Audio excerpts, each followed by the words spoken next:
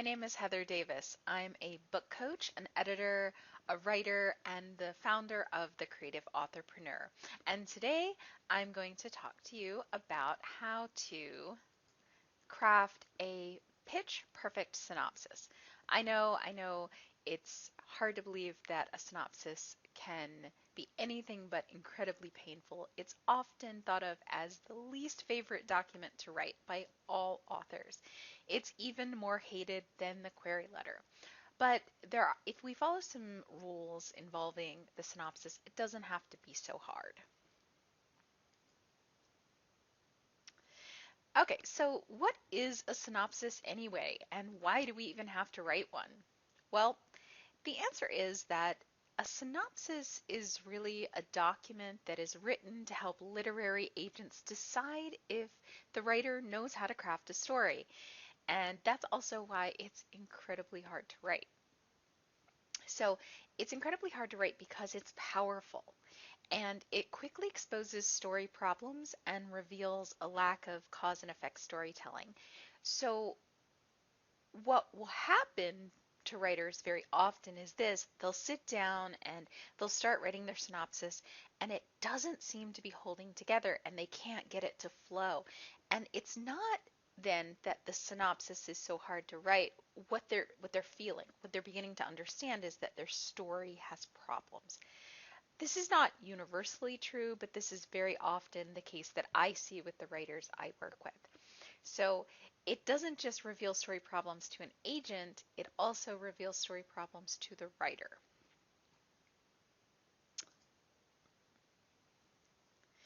Okay, so let me kind of start this off by telling you what a synopsis is not. So a synopsis is not a query letter. And what I mean by that is it's not a sales document. It's not there to be coy or confusing or anything like that. You want to be as straightforward as possible when you're writing a synopsis. It really is a summary. It's a summary of what happens within the story. So you don't want to keep the agent guessing. You don't want to be coy about what's going on. You want to just tell them what happens in the story. And that goes for the ending as well. This is often an area that writers are incredibly confused about. They don't know if they should tell the ending of their story because they don't want to spoil it. Well, so they end up being incredibly coy about the ending or hinting at the ending, but then they don't actually say what happens. And honestly, that's probably one of the reasons why the agent wants to read the synopsis anyway. They want to know what happens. So don't be coy about the ending. I'll say this now, and I'm going to say it again later. You have to tell the agent what's happening in the story, how it ends, how it resolves. You don't want to be coy about it. You just want to say what it is so that they understand what's going on in your story. And again, I'll elaborate on that a little bit later. Okay, so let's talk about the basic format of the synopsis. So a synopsis is going to be written in present tense.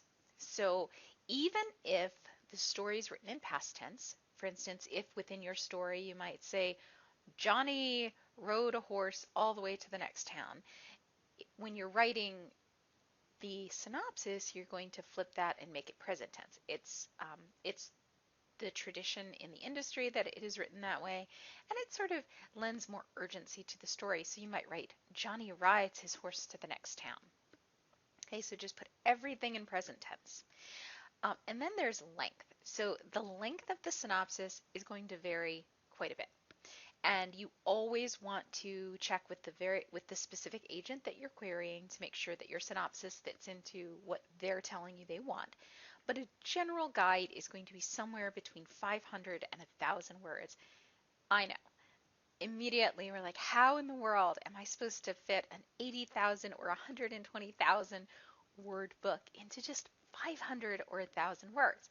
It is really difficult, and it really makes you pare down, um, drop everything that's not critical information, because you're going to just be looking at sort of the pillars of your story, the big picture events, right?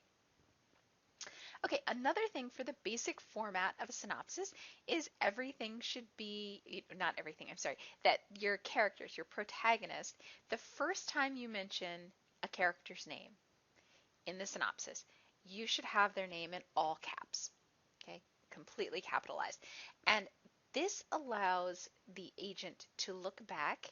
Like, let's say you mentioned a character early in the synopsis and then it's, halfway through and you haven't mentioned them again, and they're like, oh, who was Alex again? And they can look back and see who she was. They say, oh yeah, I see now who she is. So it's an easy reference for the agent. It also clues them in into who's important. So one of the interesting things about a synopsis is sometimes you have to throw out things that are really important and dear to your heart. What we might call, side plots or secondary characters. So for instance, if you have a character and they don't contribute a lot to the narrative that the synopsis is telling, then you probably don't want to mention them by name. And one of the reasons why this is because it will help if you mention too many names, the agent becomes confused. They can't keep the story straight, and there's this sort of cognitive overload that happens, and everything becomes sort of white noise to them. So you want to make sure to only mention maybe 2 or 3 or 4 characters by name, the ones that are pivotal to how the synopsis plays out. Okay?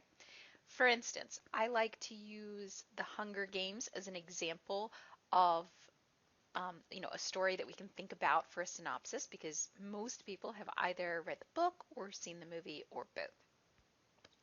So for instance, if I'm deciding whose name am I going to mention in the synopsis, well, obviously I'm going to put Katniss Everdeen in there. She is the protagonist.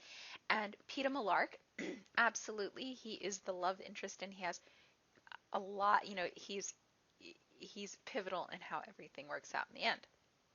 And he has lots of scenes in the middle that help Katniss along her journey, her character arc. And so then I have to decide for some other characters, like, well, what about Primrose, her little sister, who gets the whole thing started? Primrose being chosen for the Hunger Games is what is the inciting incident that sets the whole story in motion. But is she important? No, she's not. I would not mention Primrose by name. I would call her Katniss's little sister, because aside from being in the inciting incident, she doesn't have a pivotal role in anything else that happens in the story. She's just the reason it all gets going. Okay. Uh, Same thing kind of goes for Gale. Gale, he becomes more important in later books, but in the first book, he's just her best friend. He doesn't actually do anything or have any story specific purpose that he's contributing to the events of what happens in the Hunger Games. So he's kind of out too. So who does that leave? Well, that leaves people like Haymitch. I would probably mention him by name because he does contribute to actually what happens. Same thing with Effie Trinket. I would probably mention her by name. Okay? So that's kind of when we think about who to mention and how to mention them. So pick out your big characters who have pivotal roles in the story that you're condensing into the synopsis, and make sure their names are all in caps when you first mention them. Okay, the next sort of basic thing about a synopsis is that everything should be written chronologically, basically as it unfolds in the story. So the same way you write about it in the book that you wrote, you're going to present it in that way in the synopsis, which is typically chronologically. Okay. Again, I want to emphasize this. I want to highlight it, put it in bold, put it in italics, all of those things. You must give away the ending of your story. You're not spoiling it. You're actually giving the agent what they want. They want to make sure that the ending is satisfactory, that it fulfills what we call the story promise, that it meets the conventions of whatever genre that you're writing in. So there are all sorts of things that they want to make sure of. For instance, if you are old enough that you ever saw Dallas, you know that there was an entire season that at the end we found out was all a dream. But they want to make sure that's not what happens in your book. Something kind of crazy like that that doesn't fulfill the story promise. Or let's say you're writing a sweet romance. They want to make sure that the sweet romance doesn't end in the love interest cheating on her and then going off with her best friend to Hawaii. That would not meet the genre conventions, and the agent wants to know that. Okay, so definitely, definitely tell the ending of your story. Okay, so some things to keep in mind. We're going to go through some sort of don'ts for the synopsis, and then we're going to say, okay, so if you don't do all these things, then what is it you're supposed to do?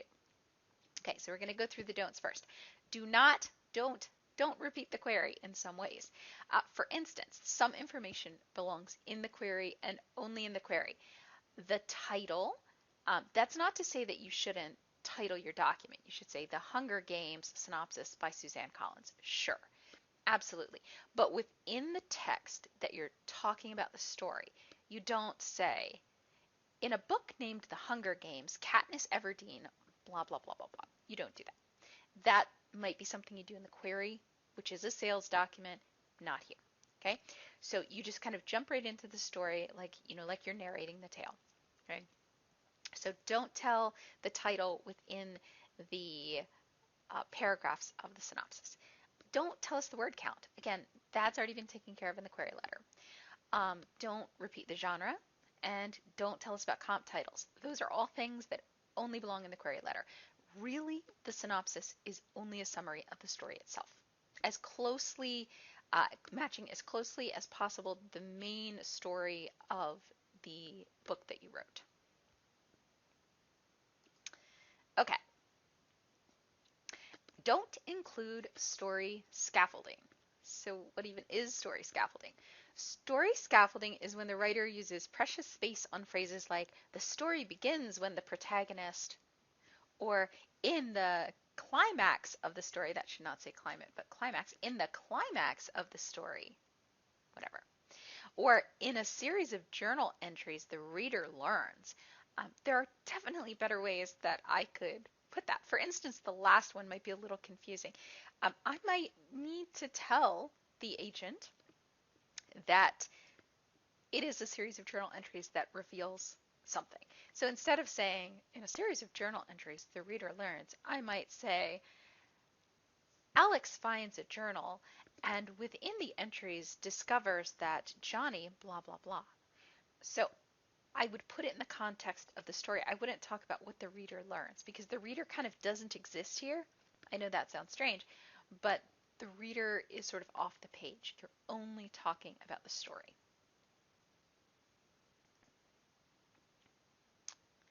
Okay, don't editorialize. So what do I mean by that? Editorializing is when the writer uses even more precious space on phrases like in a thrilling turn of events, or in a heartbreaking climax, or in a dramatic twist. These are all things that if you've written the synopsis correctly, we'll understand that it's thrilling or heartbreaking or dramatic. We will get that. We don't need to be told that that's how we're supposed to be feeling there. Okay, that will come through. And it's almost a little bit condescending to the agent, telling them that either they don't understand what you've tried to do, or unfortunately, more often, that you really haven't sold the story that way, that you really haven't helped the reader to understand that it was thrilling or heartbreaking or dramatic. You kind of took the easy way out and you're just trying to use those words. Okay, so don't do that. Okay, don't explicitly tell the lesson of the book. So I'm an evangelist for every story having sort of a lesson, not really a lesson, but it's a lesson that the protagonist learns. And it's a point that the reader understands from the story. And but you can't say that the character has learned that lesson or understood that point. You don't want to be sort of heavy-handed with it. You don't want to say, well, the lesson of this story was that friends will help us when we get into trouble. The agent does not want to hear that. They want you to be sort of more in the protagonist's head and explaining the change that that protagonist has gone through. Because remember, when they started the story, they were a different person. Then when they ended the story, they've gone through that character arc. They started here and they ended here. And that doesn't, they could have stayed in the same room the whole time, but emotionally, mentally, they've gone from here to here. And they might have changed circumstances as well. But let's go back to the Hunger Games. Katniss starts in District 12 and she ends in District 12. But she learns some things along the way. She starts out as a person who cannot trust and believes that the only person that she can really rely on is herself. And then in the end, she realizes that her survival depended on the bonds of friendship and trust that she formed with people like Haymitch and Effie and Peeta. So these were all people that got her through. So she learned that even though she started and ended in the same physical location. Okay, so now I've told you a lot of things that you should not include in the synopsis that you don't want to see there. And now it comes time to answer the question, what should a synopsis include? Alrighty. So you want to start with the protagonist or maybe the world. And let me kind of go back there because I know that seems like a very wishy-washy kind of answer. And I mean 99% of the time you're going to start with the protagonist. You're going to start by telling us a little bit about the protagonist, just some big picture things about them, so that we understand who the protagonist is and we have context about their life very early on. The only time I would ever suggest maybe starting with the world instead is if maybe you're a fantasy or science fiction writer, like you write speculative fiction, and the world is drastically different. Maybe you're starting in the fairy realm, or maybe you're starting 400 years in the future on Mars. These are things that you might want in like 2 sentences, 2 maybe 3 sentences before you introduce who the protagonist is. But never let it take up too much space. One of the things I see a lot, especially in books where there has been a lot of world building, writers get really, really enthusiastic and they want to talk about all that world building. But that the the reader and the agent, they do not come to a story to read about your world. And I know you love your world and you created it and you're very proud of it, but we only want the context and then we came for the character because we want to see the emotional transformation, whatever's happening to that character. We want to understand that. So we really quickly want to know who that protagonist is. So most of the time, you start with the protagonist. I might say something like 16-year-old Katniss Everdeen, who blah blah blah, and I start by introducing who my protagonist is very early on and maybe giving context then about something about them, something about their circumstance, something about their world, and then I lead into the rest. Now, because the Hunger Games is in the speculative fiction section, we could actually start with the world. We might say in the totalitarian society of Panem, blah blah blah blah blah, and we could start to build just 2 or 3 sentences tops about what Panem is and how it's going to, and how they instituted the Hunger Games before then we roll into 16-year-old Katniss Everdeen, blah blah, and we keep telling about her circumstance. That is my dog, and my dog does not like the male person, so there you go. You'll probably hear a lot of that today.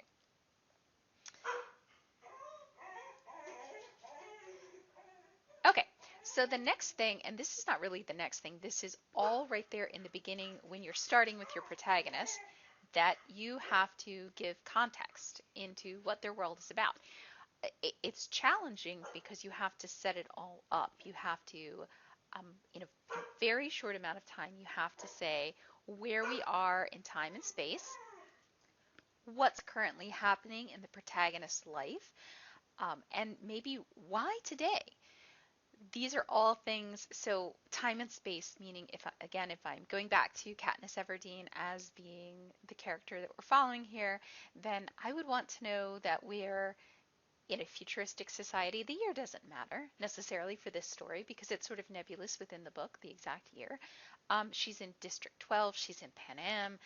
So it's a totalitarian society. What's currently happening in her life? She is responsible for taking care of her mother and sister. This is very important to her. So this is her role and what she's doing. And why today? Well, today because it's the day of the reaping for the Hunger Games, and her sister gets chosen. So the why today is usually the inciting incident. Okay. And so these are all things that in that first, usually the first paragraph of your synopsis, you need to bring in. Who is your character? What's currently happening in their life? Where are they in time and space? Why today? All of those things. Another thing that you want to weave in there is, what does the protagonist want?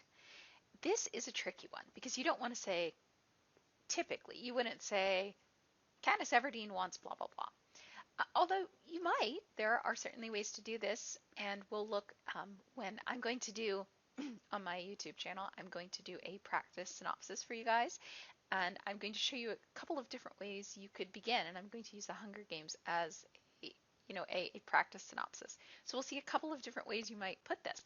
But so what does the protagonist want? So every protagonist has to want something. And it can be a big want or it can be a small want, but they have to want it with all their heart. And the reason why they have to have something like that is because that is the yardstick by by which we measure the entire story. We want to know, are they going to get what they want? That's the story question, right? Is Katniss going to get what she wants? So what does Katniss want? Well, in the beginning of the story, we very clearly see that she wants to keep her mother and sister safe and fed and alive. Okay? She is the protector of the family. That's what she wants. After the inciting incident, Prim is, her safety is called into question, right? She's going to go to the Hunger Games, and Katniss knows she's going to die there because she's just a little girl. Katniss volunteers as tribute. That's because what she wants is to keep her sister safe. And then why does she try to win the Hunger Games? Because she wants to come back to her sister and continue to keep her safe. She doesn't think that her mother is capable of doing that, and she worries that, Gale, who's her best friend who said he would help, that he might not have enough. He might not be able to actually take care of two families. So everything, the Hunger Games, it's not just a girl who gets thrown into the Hunger Games. We wouldn't care so much about that, but we have this girl who desperately wants to take care of her family, and that is what is driving her forward. So the agent, when they're reading your synopsis, they must understand what that want is, because then the rest of the story has to be measured according to that want. Okay, what lie does your protagonist believe? So lies are insidious, and most protagonists believe a lie. They believe a lie about themselves or about the world. And this lie is something usually that was true at one point and it helped protect them and keep them safe, but now I should say it's no longer universally true. And very often your protagonist has to overcome the lie and see the truth in order to go through their character arc. Okay, so again, going back to Katniss, what is the lie that she believes? Well, her lie is that she cannot trust anyone, that everyone will let her down and disappoint her, and that the only way forward, through to survival for her and her family is doing everything herself and without trusting or relying on anyone else. So that is her lie. And it was true at one point. So her father died in a mining explosion, and then her mother had a mental breakdown and was unable to care for the family, and she and her little sister Prim almost starved to death. So at that point, it was true, she couldn't trust anyone. She couldn't rely on anyone. But it's no longer a universally true thing for her. When she enters the Hunger Games, she has Peeta and Haymitch and Effie, which are all people that she believes are only in it for themselves at first, that she believes that she cannot trust them. She keeps calling their motives into question over and over again throughout the story until she comes to a place toward the end where she believes that these are people she can rely on and she can trust. So she completes that character arc of saying, okay, maybe I'm not going to trust everybody, but there are people out there like Hamish and Effie and Peeta who I can trust, who I can rely on. So when you're writing your synopsis, you have to sort of give hints to what what this lie is, because that's usually going to tell us what that journey is going to be. They start out here and they end up here. And what lie did they overcome to get through that character arc? Okay, what's standing in the protagonist's way?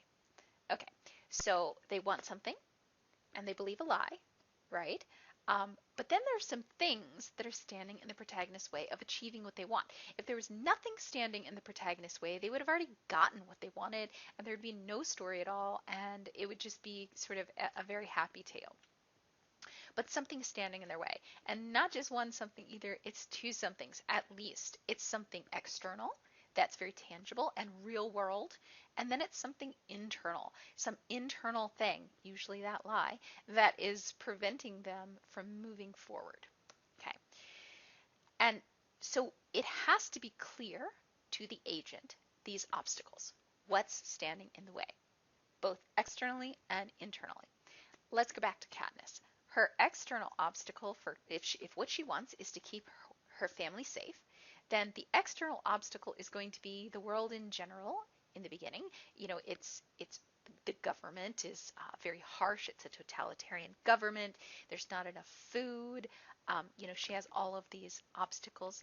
But then the big obstacle the in the book becomes the Hunger Games themselves. Prim is chosen. So the Hunger Games stand in her way of keeping her family safe because she has to win the Hunger Games for Prim, meaning win the Hunger Games so she can come home and continue being with and caring for Prim. So that's the external obstacle. And of course, there are lots of little external obstacles that come into her life that are in service of that big obstacle that, she has to win the games. Okay? And then there's the internal obstacle. And that internal obstacle goes back to the lie that she believes. Her lie is that you can't trust anyone and you can't rely on anyone. Everyone's in it for themselves and only themselves. That's her lie. So each time as she's moving forward, she feels like she cannot rely on these people who are trying to help her. She can't tell the difference between someone who wants to kill her and someone who cares for her deeply. She just doesn't have that ability in the beginning. So that's her internal lie, that her internal obstacle is an inability to trust and allow herself to be vulnerable and open to other people to, be helped. So that is her internal obstacle, and it comes up over and over again within the story, especially where Peeta is concerned, where she keeps questioning his motives and making it harder and harder for her to win the games because she doesn't want to listen to anything he says or accept any of his help or believe that he is there to help her. Same with Hamish. Hamish is like, you have to be likable. You're not going to get sponsors if you're not likable. And she's like, ugh, right? She doesn't even want to hear it. So these are all things that she has to overcome.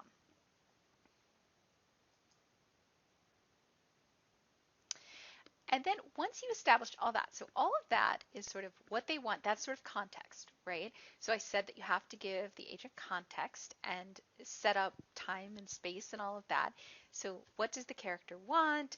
What is standing in their way? All of that becomes part of the context of the world that you have to set up. Again, first paragraph of the synopsis. And that's why it becomes so difficult. There's a lot, it's like a puzzle, and you're trying to jigsaw the pieces in there, but they have to be there.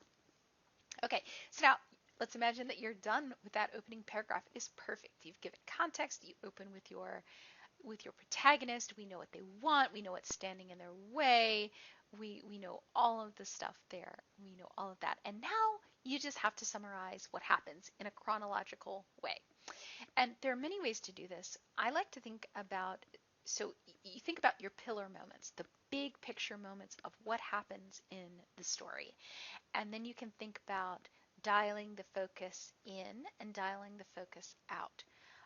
What let's go back to the Hunger Games for a moment, I might say if I dial the focus really far in to where I would not want to be for my synopsis, I might say Katniss wakes up on the morning of the reaping. She puts on her leather boots. She looks at the cat that she almost drowned when it was a kitten. She goes to meet Gale in the meadow. I can't remember what they called it, but she goes to meet Gale. They share a piece of bread. She goes to the seam. She ends up in the square for the reaping. So that's dialing the focus really far in. We don't want that. Instead, we're going to dial the focus out for the synopsis. And we're going to say, we're going to kind of forget about all that. We're going to give the context, and we're saying, on the morning of the reaping, Katniss's sister Prim is chosen as a contestant in the Hunger Games, something like that. So that's a pillar moment. That's the inciting incident.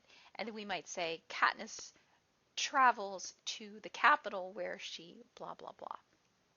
So again, we're dialing that focus out, and we're noticing that we're only looking at big picture events, not the day-to-day stuff.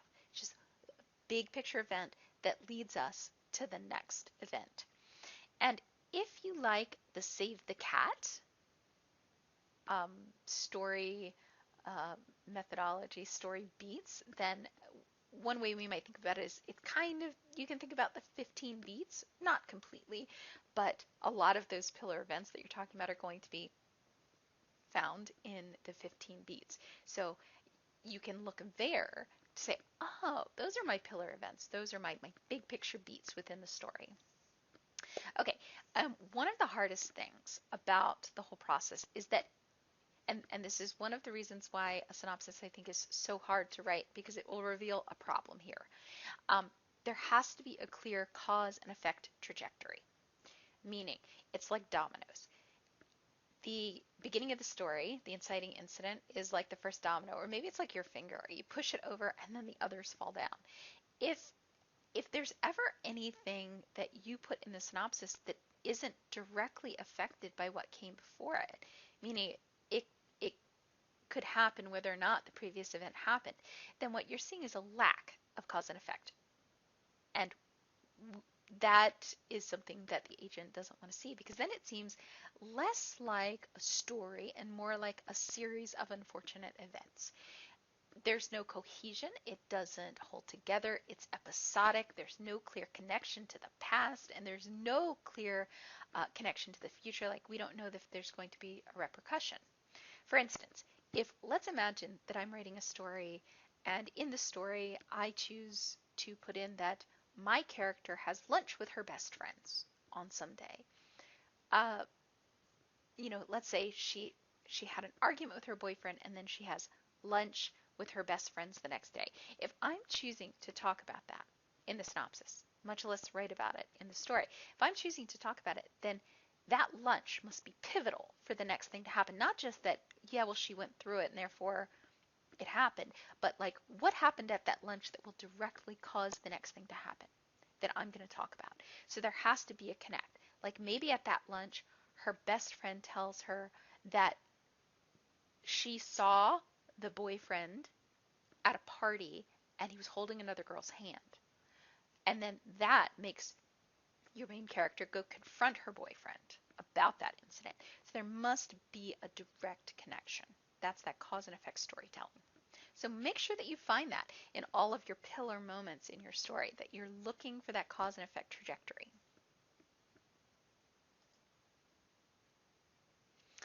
Okay, how does the story resolve? Again, we must tell the agent how the story resolves. And I don't just mean on a plot level. Yes, absolutely, we need to know on a plot level. Going back to Katniss, I would need to know that the rules had been changed where there could be two winners of the Hunger Games, and they were very excited, right? I guess that's a really poor way of putting it, but they were super excited that they could team up. Katniss and Peeta could team up and win as District 12 winners together. And then right at the last minute, that changes, right? They announce another change to the rules, and there can only be one winner, and Katniss decides, okay, we're going to eat these poisonous berries, and we're going to die, and we're not going to let them have any winners. And that might be something that the writer's like, oh, that's so juicy. I'm going to hide it. I'm going to completely hide it from the agent. Again, don't. We need to know that because that's a great ending, right? That's a great thing. And then of course, the capital says, no, no, no, don't eat the berries, and they both live and they go home to District 12 as winners. So we need to know those plot level events. Yes, that's what happened. But then we also have to know what it meant to the protagonist. What did all of that? What So maybe they got what they wanted, this protagonist, maybe they did not. But what does let's imagine they did. Katniss did get what she wanted. She survived the Hunger Games. So what did surviving the Hunger Games mean to Katniss? And that needs to be there. That is part of what it means to complete that character arc. And so she got what she wanted. What did it feel like? Did it feel like she imagined? Did she go home a different person? How so? How has she grown? We need to see that as as completing that character arc. Because the agent doesn't just want to know what happened in the plot. They want to know what lasting effect it had on the character. How has that character changed? Okay, and that leads me perfectly to the idea of the secret sauce of the synopsis. And that's the big question. What does it all mean? This is often what writers will completely leave out of the synopsis. Mainly, I think, because it's there's so few words that you can use, they feel like they're wasting them on the meaning. But the agent must have the meaning. So, what is the secret sauce? How do you impart meaning? Agents are looking for meaning and emotion, not a list of events. So you make sure that you include how those major events affected the protagonist. For instance, I wouldn't just say, and again, I'm just sort of coming up with this line here, so I wouldn't just say something like, when Katniss Everdeen's sister Prim was chosen to be a contestant on the Hunger Games, she volunteers as tribute. That's very black and white, and that's very um, it's almost sterile. There's no emotion there. Say, when Katniss's little sister Prim is chosen to be a contestant on the Hunger Games, a terrified Katniss volunteers as tribute. So just saying a terrified Katniss, like we suddenly understand, oh, right, that's right. She wanted to protect her family. Her family, her sister, is being put in danger. Of course, this is how she's feeling. And again, that was sort of the most rudimentary way I could put it, but I think you get the idea. And then I don't just do that for the inciting incident. I continue to do that for these major events. I say, how did it, what did it mean to the protagonist as they're moving along through this story? Because it's only as you're weaving that in that we're beginning to see that character arc, what's going on there.